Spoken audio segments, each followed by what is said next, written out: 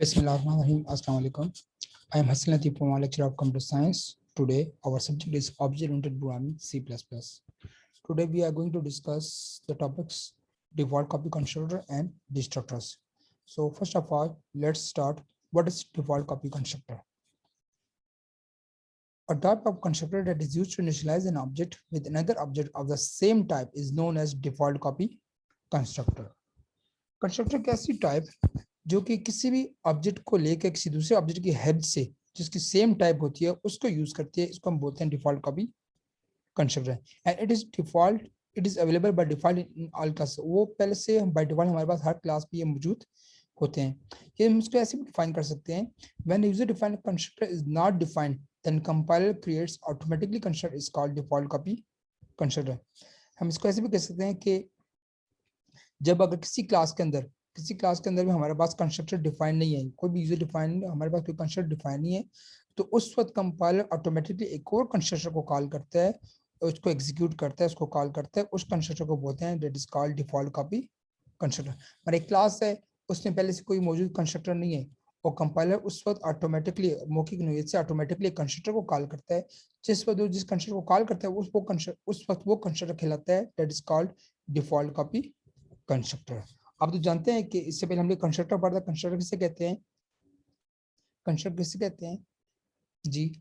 मतलब कि ऐसा ऐसा ऐसा फंक्शन कि जिस वक्त हम ऑब्जेक्ट क्रिएट करते हैं, जब वो फंक्शन कॉल करते हैं, तो ऐसे फंक्शन को बोलते हैं, ऐसे मेंबर फंक्शन को बोलते हैं क्या? कंस्ट्रक्टर।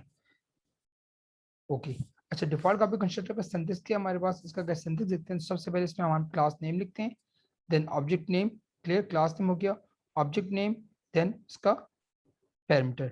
हम इसको ऐसे भी डिफाइन कर सकते हैं कि क्लास नेम और उसके बाद ऑब्जेक्ट नेम, उससे इक्वल पैरामीटर भी हम इसके अंदर यूज कर सकते हैं। अगर इक्वल टू पैरामीटर लिखते हैं या पैरेंथेसिस के अंदर पैरामीटर लिखते हैं, दोनों का सेम मीनिंग है, दोनों का जो काम है वो सेम है। एग्जांपल देखते हैं प्रोग्राम के थ्रू। हमारे पास दो हेडर फाइल्स हैं, हमने पहले एक क्लास डिक्लेयर करते हैं, क्लियर, क्लास का नाम क्या हमारे पास? बुक। देन इसके अंदर हम तीन हम डेटा मेंबर्स डिक्लेयर करते हैं, उसके ऊपर जो हम एक्सेस स्पेसिफाई यूज कर रहे हैं वो हमारे पास क्या है? प्राइवेट। पहले दो डेटा मेंबर्स कौन से? एक हमारे पास पेज है, एक हमारे पास पीआर। पीजी रिप्रेजेंट कर रहे पेज को, पीआर रिप्रेजेंट कर रहे प्राइस को। इन दोनों का जो टाइप है हमारे पास इंटीजर है। थर्ड हमने एक और डेटा मेंबर लिया, इसका नाम हमारे पास क्या है? टाइटल। टाइटल का जो डेटा टाइप है हमारे पास वो कैरेक्टर है, उसकी जो लेंथ है वो हमारे पास 50 है। इसके नीचे हमारे पास हम एक मेंबर फंक्शन डिक्लेयर कर रहे हैं जिसका नाम क्या है? गेट। ये हम डिक्लेयर करें अंडर पब्लिक एक्सेस स्पेसिफाई के अंदर। जो गेट फंक्शन है इसका क्या काम है? इससे हम वैल्यूज लेंगे। अब इसके अंदर जो आउटपुट आ रहा है हमारे पास क्या आ रहा है? सबसे पहले हम कह रहे हैं इंटर टाइटल नेम, यूजर से हम टाइटल ले रहे हैं। फिर हम कैसे आउट में आउटपुट आएगा? इंटर पेजेस, फिर यूजर से हम पेज ले रहे हैं। फिर हम कह रहे हैं इंटर प्राइस, यूजर हम प्राइस की इन्फॉर्मेशन ले रहे हैं। यहाँ पर ये जो यहाँ से स्टोर है, ये शुरू हो रहा है, ये गेट का फंक्शन यहाँ पर क्लोज हो रहा है। दूसरा मेंबर फंक्शन हम ले रहे हैं शो, मतलब जो वैल्यूज लेंगे उसको हम शो करेंगे इस मेंबर फंक्शन के थ्रू। इसमें आउटपुट क्या आएगा? सी आउट में पहले उसका टाइटल डिस्प्ले करेगा, देन प्राइस।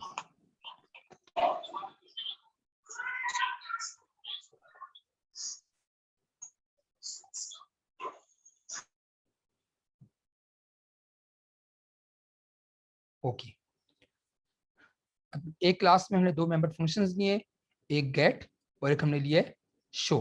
गेट में हम यूजर से वैल्यूज ले रहे हैं, उस मतलब बुक लिए हमने, बुक का हमने एक ऐसा ले रहे हैं कि हमने एक बुक ले रहे हैं, वो बुक के क्लास बुक हमने लिए, बुक के अंदर उसके हम उसका टाइटल नेम पूछ रहे हैं बुक का, उसके पेजेस कितने हैं, उसकी प्राइस कितनी है।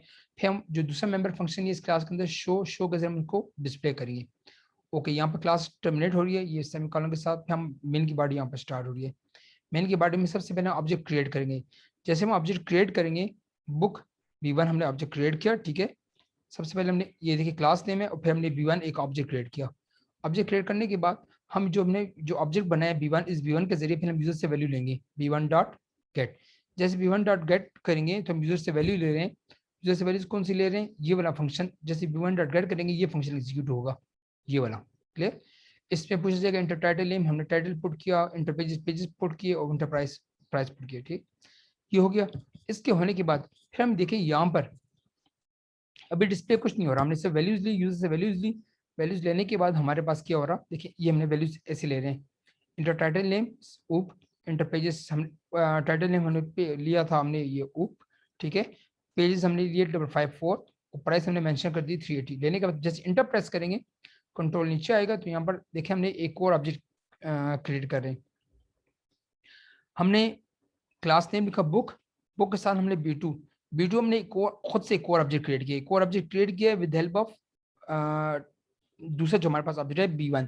ठीक है, दोनों की टाइप उस नेम क्या है, सेम है, B1। इसको आप B2 पैरेंथेसिस के B1 भी लिख सकते हैं। और इसके नीचे हमने तीसरा एक ऑब्जेक्ट क्रिएट किया है बुक B3, ये B3 तीसरा ऑब्जेक्ट है, उसको हम इस दूसरे सिंटैक्स हम इसको डिक्लेयर करें इज इक्वल टू B1। मतलब इसका मतलब ये हुआ कि B1 के अंदर जो वैल्यूज हैं उसी वैल्यूज को जो दूसरा ऑब्जेक्ट है B2 वो ये यूज कर रहे हैं, और जो B1 की जो अंदर जो वैल्यूज है इसको जो तीसरा ऑब्जेक्ट है B2 वो भी इसी को यूज करें। तो ये जो दो लाइन्स हैं, ये जो दो ऑब्जेक्ट्स हैं हमारे पास, देखें ये B2 और B3, ये जो हमने लिया ये हमारे पास कहते हैं these are called default copy constructors। ये दो हमारे पास क्या है, ये हमारे पास डिफॉल्ट कॉपी कंस्ट्रक्टर्स हैं। ये हो गया, और ये दोनों हमारे पास क्या हैं, these are called default copy constructor. ठीक है, अब देखें, अब वैल्यूज स्टोर हो गई, मतलब B2 में भी B1 की वैल्यू स्टोर हो गई और B3 में भी B1 की वैल्यू स्टोर हो गई। क्लियर हो गया। अब हम क्या करते हैं, इसके बाद जब कंट्रोल नीचे आएगा तो हम आउटपुट लेते हैं see out the details of B1। Details of B1 देखें, ये आउटपुट हमारे पास क्या, डिटेल ऑफ B1 के बाद क्या हमारे पास क्या, हम नेक्स्ट टाइम क्या करें, B1 डॉट शो। अब जो शो जो हमारे पास आउटपुट था, शो फंक्शन डिक्लेयर होगा, B1 डॉट शो होगा। तो B1 में हमारे पास कौन सी वैल्यू थी, वो जो हमने यूजर से ली थी, तो आउटपुट हमारे पास आ गया टाइटल पेजेस प्राइस। टाइटल में क्या है ऊप, पेजेस में 554, प्राइस में 380। इसके बाद न्यू लाइन में हमारे पास फिर आउटपुट आ रहा है द डिटेल्स ऑफ B2। अब B2 की मदद से हमने इसमें B1 की वैल्यूज पुट की थी, ये ऊपर जो हमने ऑब्जेक्ट क्रिएट किया था, तो हमारे पास आउटपुट क्या आएगा, B2 डॉट शो जब हम करेंगे तो output B2 details of B2 में भी हमारे पास वही आउटपुट आएगा, डिटेल ऊप पेजेस 554, प्राइस 380।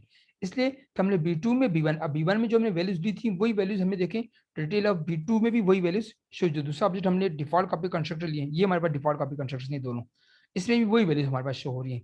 फिर नीचे हमारे पास आउटपुट आ रहा है द डिटेल्स ऑफ B3 में हम क्या करें, B3 डॉट शो। जब B3 डॉट शो करेंगे, ऑब्जेक्ट को हम कॉल करेंगे, इस फंक्शन को कॉल करेंगे through with help of B3 object, तो हमारे पास वही सेम वही आउटपुट आएगा, detail of B3, title page जो प्राइस देखें वो सब सेम आ रही है। ये था हमारे पास डिफॉल्ट कॉपी कंस्ट्रक्टर। अब हमारे पास क्या है, destructor.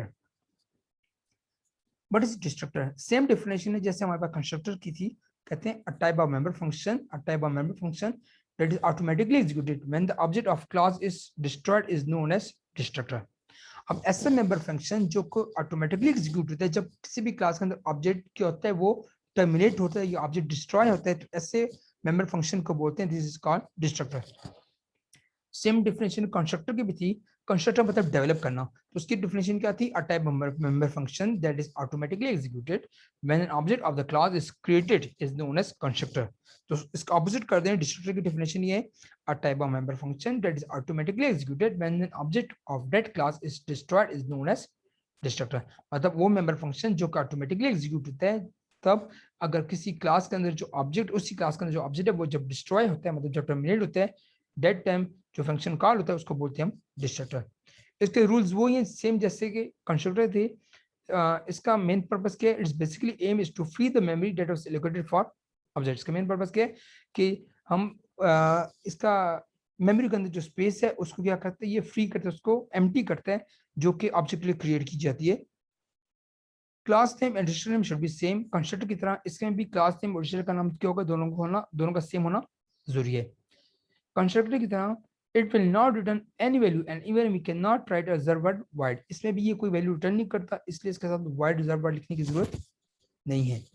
It should be defined on the public access specify, इसको भी आप पब्लिक एक्सेस स्पेसिफाई के अंडर डिक्लेयर करोगे।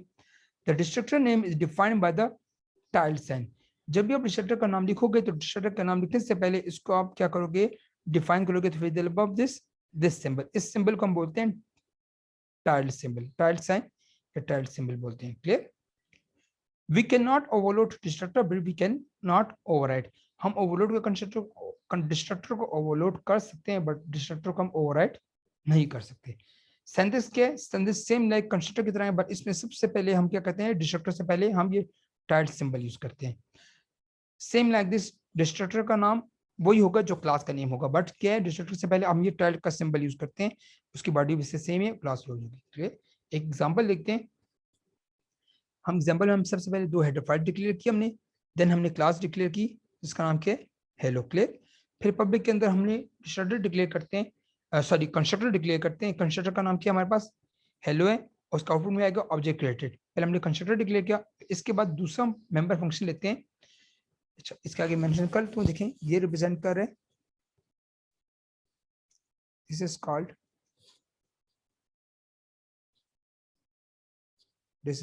Constructor, and this is destructor. ठीक है, फिर हम नीचे डिस्ट्रक्टर क्लिक करें, इस डिस्ट्रक्टर का नाम हमारे पास देखिए ये क्या है हमारे पास, देखिए इसको हम डिक्लेयर करें तो विद द टाइल से पहले सिंबल लगाए पे हेलो क्लियर। हेलो के बाद ये डिस्टर्ब है, इसका ऑब्जेक्ट, इसके आउटपुट में क्या आ रहा है ऑब्जेक्ट डिस्ट्रॉयड। यहाँ पर क्लास टर्मिनेट हो रही है, मेन की बॉडी स्टार्ट हो रही है। क्लियर स्क्रीन के बाद सबसे पहले हम ऑब्जेक्ट क्रिएट किया, देखिए जैसे हमने ऑब्जेक्ट क्रिएट कर रहे हैं, ऑब्जेक्ट क्रिएट कर through with help of class name के हेलो, देन दो ऑब्जेक्ट क्रिएट किए पहले ए और बी। जैसे हमारे पास सबसे पहले ऑब्जेक्ट क्रिएट होगा ए, तो हमारे पास कंस्ट्रक्टर कॉल हो, सबसे पहले कंस्ट्रक्टर कॉल होगा, कंस्ट्रक्टर कॉल होगा, उसकी आउटपुट आएगा हमारे पास ऑब्जेक्ट क्रिएटेड। देन सेकंड हमने ऑब्जेक्ट क्रिएट किया बी, तो हमारे पास सेकंड आउटपुट आएगा, दोबारा कंस्ट्रक्टर कॉल होगा, तो अब हमारे पास क्या होगा ऑब्जेक्ट क्रिएटेड। उसके बाद दो कंस्ट्रक्टर कॉल हो गए, हमारे पास आउटपुट आ गया ऑब्जेक्ट क्रिएटेड। देन इसके बाद हमारे पास क्या होगा, हमारे पास डिस्ट्रक्टर कॉल हो रहा है। डिस्ट्रक्टर कॉल है, तो डिस्ट्रक्टर का मेन पर्पस क्या है, जो ऑब्जेक्ट के लिए जो स्पेस रिजर्व हुई थी उसको एम्प्टी करता है, मतलब उसको टर्मिनेट करते हैं। तो सबसे पहले डिस्ट्रक्टर कॉल हुआ, तो हमारे पास पहले object create same like this, जैसे ऑब्जेक्ट क्रिएट होता है तो कंस्ट्रक्टर कॉल होता है।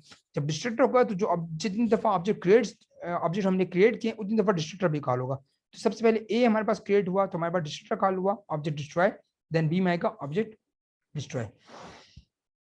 इसके आउटपुट को देखना चाहते हैं, इसके आउटपुट को देखने के लिए आप प्रेस करोगे Alt प्लस F5। ठीक है, ओके। तीसरा हमारे पास टॉपिक है what is static data member और स्टैटिक वेरिएबल। अब स्टैटिक डेटा, एक तो हम वेरिएबल डिक्लेयर करते हैं या जिसको हम बोलते हैं डेटा मेंबर, या ठीक है सिंपल हम ए बी, या जैसे हमने ऊपर ये डिक्लेयर किए, ये सिंपल वेरिएबल्स है, मतलब ये यहाँ पर देखें इनकी बात कर रहा हूँ, दिस वन, ये हमारे पास सिंपल डेटा मेंबर्स हैं क्लियर, जिनकी टाइप इंटीजर पेज प्राइस और कैरेक्टर टाइटल है क्लियर। अब हम एक ऐसा डेटा मेंबर डिक्लेयर करें जिसको हम बोलते हैं स्टैटिक। अब static data member, static variable का क्या काम है इसको देखते हैं हम। कहते हैं a type of data members that is shared among all object of class is called static data member. A type of data member that is shared among all objects of class is called static data member. Data member की वो type जिसको class के अंदर तमाम object share कर सकते हैं, ऐसा डेटा मेंबर, ये ऐसा वेरिएबल जिसको क्लास के अंदर मौजूद तमाम ऑब्जेक्ट्स उसको शेयर कर सकते हैं, ऐसे डेटा मेंबर या ऐसे वेरिएबल को बोलते हैं हम static data member. The static data member is defined in the class with static keyword. जब भी एक static data member आप डिक्लेयर करोगे क्लास के अंदर, तो आप उसके लिए कीवर्ड यूज करोगे that is called static. When the data member is defined as static, only one variable is created in the memory, even if there are many objects of that class. Clear? इसका मतलब क्या है कि आप जब भी static data member को define करोगे क्लास के अंदर, जब भी इसको डिफाइन करोगे तो उसके लिए एक ही वेरिएबल क्या होगा, वो क्रिएट होगा, ठीक, एक ही वेरिएबल क्रिएट होगा, बजाय इसके एक वेरिएबल क्रिएट होगा, चाहे उसके लिए बहुत से ऑब्जेक्ट क्यों हो। ऑब्जेक्ट आपके पास एक है, दो हैं, तीन है, आप सिर्फ एक स्टैटिक डेटा मेंबर डिफाइन कर लो। एक जो स्टैटिक डेटा मेंबर होगा, जैसे आपने एन लिया, ए लिया, बी लिया, उसके अंदर क्लास के अंदर जितने भी ऑब्जेक्ट हैं वो सब के सब इसी के लिए काफी है, हम सब के सब इसको कॉल कर सकते हैं क्लियर, इसलिए एक ही डिफाइन करने का काफी है। अच्छा, इसकी कैरेक्टरिस्टिक्स क्या है, the characteristics of static data members are same as normal static variable. जैसे सिंपल, जैसे स्टैटिक वेरिएबल की हमारे पास सिंपल हमारे पास वेरिएबल की कैरेक्टरिस्टिक्स होती हैं, same like this static data member की भी वही कैरेक्टरिस्टिक्स हैं। It is visible in the class in which it is defined, but in its lifetime starts when the program starts execution and its lifetime ends when the entire program is terminated. ये एक class के अंदर तब visible होता है कि जब आप उसके अंदर अपने प्रोग्राम को एग्जीक्यूट करो, जैसे आप प्रोग्राम एग्जीक्यूट करते हो, अपने प्रोग्राम को रन करते हो, इसकी लाइफ टाइम स्टार्ट होती है, और जैसे आप अपने प्रोग्राम को टर्मिनेट करते हैं, इस प्रोग्राम को एग्जिट करते हैं, खत्म करते हैं, दैट टाइम इस स्टैटिक डेटा मेंबर की लाइफ भी एंड हो जाती है। क्लियर? देखिए ग्राफिकल रिप्रेजेंटेशन है। ये दो देखें सिंपल वेरिएबल्स हैं, ये दो ऑब्जेक्ट्स हैं, ये ऑब्जेक्ट नंबर 1 है, ये ऑब्जेक्ट नंबर 2 है, इसके अंदर 3 वेरिएबल्स है, इसके अंदर 3 वेरिएबल्स, ये सिंपल दो ऑब्जेक्ट्स हैं जिसके अंदर 3 वेरिएबल्स हैं। ठीक है, 3 मतलब वेरिएबल मीन डेटा मेंबर्स हैं। बट इस सिचुएशन में देखें यहाँ पर हमारे पास यहाँ पर हमारे पास दो ऑब्जेक्ट्स हैं। क्लियर? एक ही ऑब्जेक्ट नंबर 1, दूसरा ऑब्जेक्ट नंबर 2। अब दोनों के अंदर दो दो डेटा मेंबर्स हैं, ये ए बी, उसके अंदर भी ए बी। अब दो ऑब्जेक्ट्स हैं, उसके अंदर 4 डेटा मेंबर्स हैं। इन 4 डेटा मेंबर्स दोनों ऑब्जेक्ट्स को हमारे पास नीचे एक दोनों को एक्सेस कर सकते हैं, जो हमारे नीचे एक और डेटा मेंबर लिए जिसका नाम के एन। अब ये जो एन स्टैटिक डेटा मेंबर है दोनों ऑब्जेक्ट्स को एक्सेस कर सकते हैं, मतलब दोनों ऑब्जेक्ट इस डेटा मेंबर को एक्सेस कर सकते हैं। इस सिचुएशन में ये ऑब्जेक्ट अपने डेटा मेंबर को एक्सेस करेगा, ये ऑब्जेक्ट अपने डेटा मेंबर को एक्सेस करेगा। बट इस सिचुएशन में ये दो ऑब्जेक्ट्स हैं, ये दो ऑब्जेक्ट्स दो एक ही डेटा मेंबर जो हमारे पास जिसको बोलते हैं स्टैटिक डेटा मेंबर, इन दोनों को ये एक्सेस कर सकते हैं। क्लियर? ओके, प्रोग्राम देखते हैं। Write program that count the number of objects created of a particular class. ठीक है, अब एक हमने प्रोग्राम लिख रहे हैं। ठीक है, इस प्रोग्राम क्या करते हैं कि हमारे पास जो कि नंबर ऑफ ऑब्जेक्ट्स को काउंट करेगा एक क्लास के अंदर through with the help of static data member.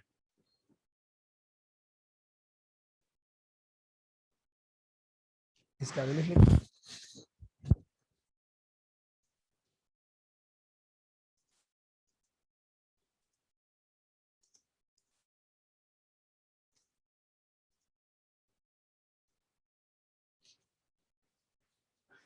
अच्छा, देखिए दो हेडर फाइल्स हमने डिक्लेयर किए, हमने क्लास डिक्लेयर किया, इसका नाम हमारे पास क्या है, टेस्ट। इसके अंदर हम क्या कर रहे हैं, यहाँ पर बॉडी स्टार्ट हो रही है क्लास की। इस क्लास के अंदर हमने सबसे पहले एक ऊपर डेटा मेंबर डिक्लेयर किया है। क्लियर? डेटा मेंबर कौन सा है, इंटीजर एन। अब इसकी टाइप हमारे पास इंटीजर है और ये हमने स्टैटिक है। इसका मतलब क्या है, ये हमारे पास जो एन है ये हमारे पास स्टैटिक डेटा मेंबर है। फिर हमने नीचे फंक्शन ले रहे हैं, फंक्शन को हम डिक्लेयर कर रहे हैं अंदर अंदर public access specify. Public specify के अंदर हम देख लें, सबसे पहले हमने एक फंक्शन लिया है टेस्ट। अब आप देखें जब ये मेंबर फंक्शन लिया इसके आगे वाइड नहीं है तो आप आसानी से कह सकते हैं this is example of constructor.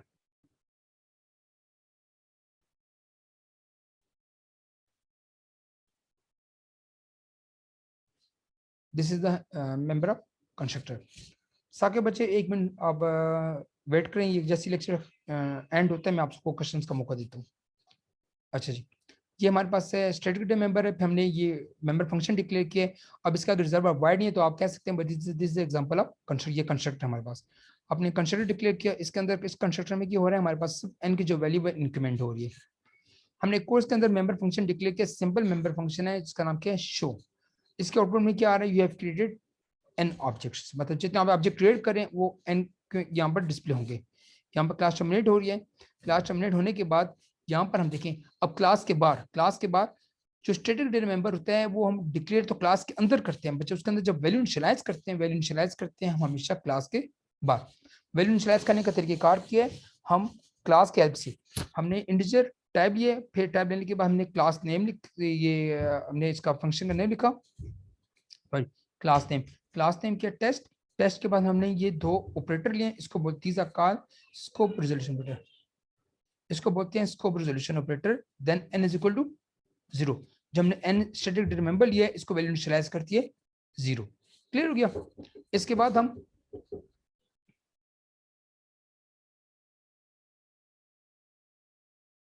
अच्छा जी मैं बात कर रहा था, हमने जो हमने स्टैटिक डेटा मेंबर लिया है उसको हमने वैल्यू इनिशियलाइज कर रहे हैं क्लास के बाद, उसका तरीकेकार के टाइप हमने इंटीजर ली, टेस्ट हमने क्लास का नेम, देन हमने स्कोप रिजोल्यूशन ऑपरेटर लिया, then n is equal to 0, value initialize कर दी, n की वैल्यू इनिशियलाइज कर दी 0। इसके बाद मेन की बॉडी स्टार्ट हो रही है, मेन की बॉडी में देखिए क्लियर स्क्रीन लिया, फिर हमने दो ऑब्जेक्ट क्रिएट किए।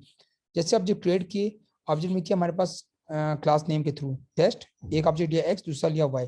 जब दो ऑब्जेक्ट क्रिएट लिया तो ऑटोमेटिकली जो कंस्ट्रक्टर वो कॉल होगा, मतलब एन की वैल्यू 0 थी तो सबसे पहले एन की वैल्यू थी हमारे पास 0, मतलब एन की वैल्यू 0 देन +1, तो एन में पहले 0 पुट हुआ, फिर एन के अंदर वैल्यू पुट हो गया 1। ठीक है, देन हमारे पास आउटपुट आएगा।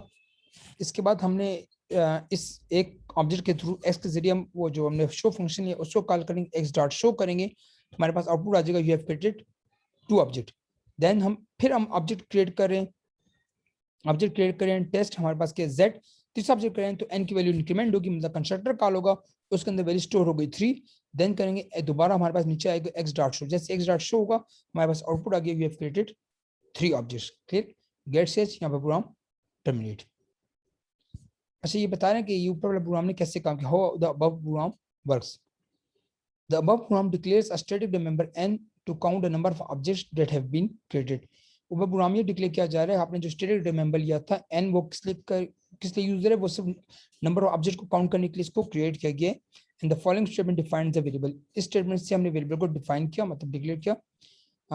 ओके, देन हमने लिया integer test, scope resolution operator n is equal to 0, ये स्टेटमेंट का डिस्प्ले कर क्या डिफाइन करिए, the above statement define the variables and initialise it to 0 value.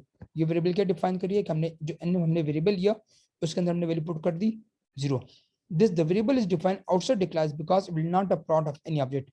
ये वेरिएबल हमने क्लास के बाहर इसलिए डिफाइन किया क्योंकि ये किसी ऑब्जेक्ट का हिस्सा नहीं है। It is created only once in the memory, ये सब मेमोरी में एक दफा इसको क्रिएट किया जाता है and shared among all object of the class, भाई इसको क्लास के तमाम ऑब्जेक्ट के साथ शेयर किया जाता है। The variable definition outside a class must be preceded with class name and scope resolution operator. जब भी आप वेरिएबल को आप क्लास के बाहर डिक्लेयर करोगे तो उसके साथ आपको क्लास नेम और स्कोप रेजोल्यूशन ऑपरेटर लिखना जरूरी है। The compiler does not display any error if the static member is not defined. अगर आप स्टेटिक डेटा मेंबर डिफाइन नहीं करते तो आपको जो कंपाइलर कोई भी एरर नहीं देगा।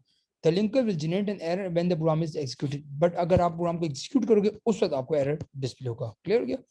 The above program creates 3 objects x, y, and z. Each time an object is created, the constructor is executed, and that increase the value n by 1.